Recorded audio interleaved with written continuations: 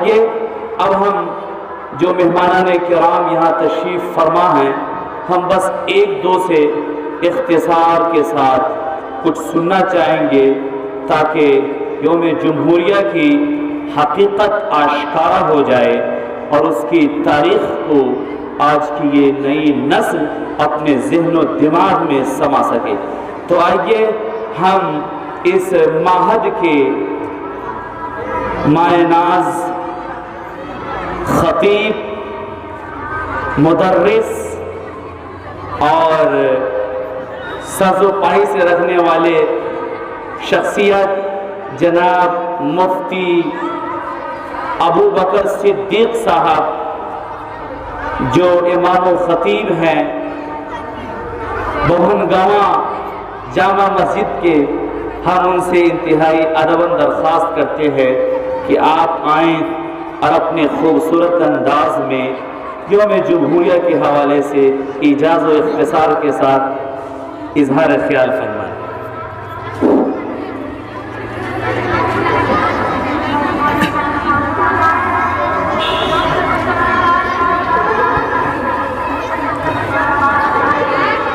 الحمدللہ جل وعلا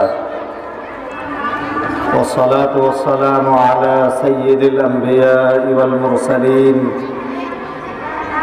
وعلى آلہ واصحابہ اجمعین، اما بعد۔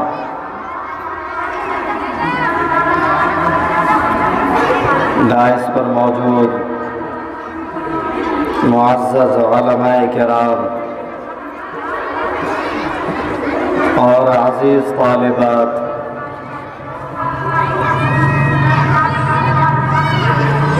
آج یوم جمہوریہ کا دن ہے اور اس ملک کی قانون کے نفاذ کا دن ہے۔ آج کا دن ہم بطور خوشی مناتے ہیں کہ ہمارے اکابرین نے اور باشندگان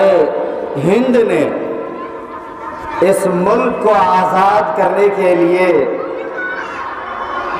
کتنی قربانیاں دی ہیں، اور پھر ان قربانیوں کے بعد اس ملک کو چلانے کے لیے اور اس ملک میں سب کو یکسانیت دینے کے لیے ہمارے بڑوں نے سر جوڑ کر اور مل بیٹھ کر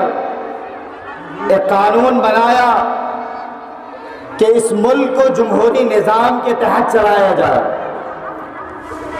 یہاں ہر ایک کو برابر درجہ حاصل ہو، سب کو یکسانیت حق حاصل ہو، کیونکہ اس ہندوستان کے اندر ہر طرح کے پھول کھلتے ہیں، اس ہندوستان کے اندر ہر رنگ و روپ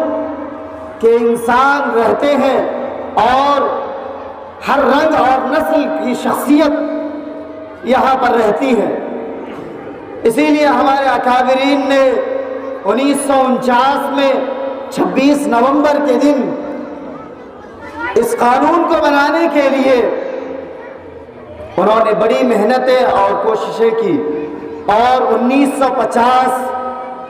آج ہی کے دن یعنی 26 جنوری کے دن انہوں نے اس قانون کو نافذ کیا۔ لیکن افسوس کے ساتھ یہ کہنا پڑ رہا ہے کہ ہمارا ملک کہنے کے اعتبار سے تو آزاد ضرور ہے، لیکن یہاں کے لوگوں کو آزادی حاصل نہیں، اور نہ یہاں کے باشندوں کو آزادی حاصل ہے۔ حالانکہ ہمارے بڑوں نے اس ملک کو آزاد کیا اس لیے کہ یہاں پر ہر شخص آزاد زندگی گزارے، ہر اعتبار سے، مذہبی اعتبار سے، معاملے اعتبار سے ہر بندے کو حق حاصل ہے اپنے دین پر مکمل طریقے سے عمل کرنے کا۔ اور اپنے دین کی اشاعت کا بھی اس کو حق حاصل ہے، لیکن آج ملک کے ایسے حالات بنائے جا رہے ہیں اور ملک کے اندر ایک دھرم کو نافذ کرنے کی کوشش کی جا رہی ہے۔ ملک کے اندر ایک ایسی شکل اور ایک ایسا چہرہ دکھایا جا رہا ہے کہ جس سے لگتا ہے کہ اس ملک ہندوستان میں صرف ایک دھرم ہے، ایک دھرم کے ماننے والے رہتے ہیں اس ہندوستان میں۔ میرے بزرگوں اور دوستوں، ہمارے بڑوں نے جو خواب دیکھا تھا وہ خواب شرمندہ تعبیر نہ ہوا۔ ہمارے بڑوں نے جو خواب دیکھا کہ اس ملک کا ہر ایک شہری، ہر ایک فرد آزادانہ زندگی گزارے گا، لیکن آزادی دور کی بات، انسان کو بولنے کا بھی اختیار نہیں کسی کو۔ اگر آج کوئی مسلمان یا کوئی ملک کا رہنے والا ایک شخص اپنے دین کے بارے میں بات کر لے تو موجودہ سیاسی حکمران ان کو تنگ نظری سے دیکھتے ہیں اور ان کو شک کی نگاہ سے دیکھتے ہیں اور پھر اس پر طرح طرح کے سوالات اٹھاتے ہیں۔ اسی لیے میرے بزرگوں اور دوستوں اور عزیز طالبات، آج ضرورت اس بات کی ہے کہ ہم اپنی نسلوں کو ہم اپنے اکابرین کی قربانی بتلائیں، اور ہمارے بڑوں نے اس ملک ہندوستان کو آزاد کرنے کے لیے جو قربانیاں پیش کی ہے ہم اپنی نسلوں کو بتلائیں۔ آج ہم خود نہیں جانتے تو ہم اپنے بچوں کو کیا بتائیں؟ بس ہم اتنا جانتے ہیں کہ 1857 میں اس ملک ہندوستان کو آزاد کیا گیا۔ اس ملک کے ہندوستان کے لیے سب سے پہلے جو جنگ آزادی لڑی گئی وہ 1857 میں، حالانکہ یہ بالکل تاریخ سے ناواقفیت کی علامت ہے۔ اس سے پہلے بھی ہمارے بڑوں نے آزادی کے لیے جد و جہد کی ہے اور کوششیں کی ہے۔ 1753 سے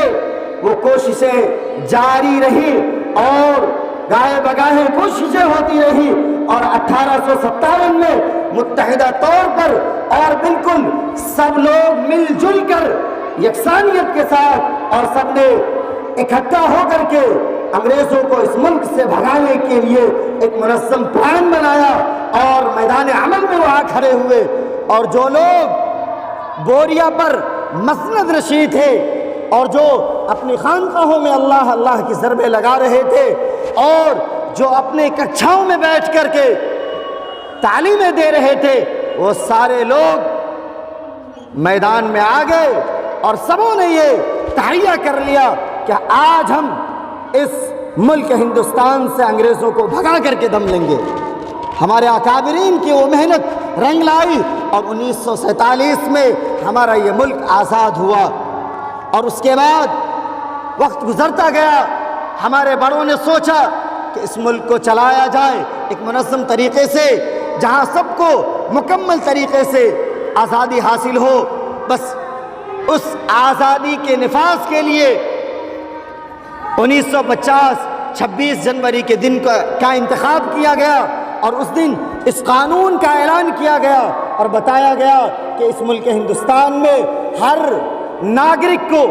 ہر فرد بشر کو مکمل اختیار حاصل ہے، وہ بندہ جیسا چاہے رہ سکتا ہے، جیسی زندگی گزارنا چاہے گزار سکتا ہے، جس مذہب پر وہ عمل کرنا چاہے عمل کر سکتا ہے، اور عمل ہی نہیں کر سکتا بلکہ عمل کرنے کے ساتھ ساتھ اپنے مذہب اور دین کی اشاعت بھی کر سکتا ہے۔ بس اسی خوشی کے لیے ہم یہاں جمع ہوئے ہیں، اور اسی دن کی یاد کو تازہ کرنے کے لیے ہم لوگ یہاں پر اکٹھا ہے۔ اللہ تعالی ہمیں وطن سے محبت اور اپنے اس ملک ہندوستان سے محبت کرنے کی توفیق عطا فرمائے۔ وما علینا الا البلاغ۔